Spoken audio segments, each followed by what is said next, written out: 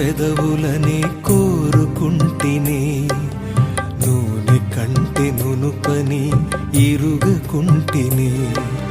మతి తప్పి మరణానికి చేరువైతినే, అడుగు జారి పతనానికి పయనమైతినే. అన్యాయస్థులకు ఆస్తి పంచి పెడితినే, కష్టార్జితమును పరులకు కట్టబెడితినే. శరీరాశ నేత్రాశకు లొంగిపోతినే, క్షణమాత్రపు సుఖమునకు పతనమైతినే. అయ్యో ఉపదేశము నేనెట్లు త్రోసివేసి తినే, అయ్యో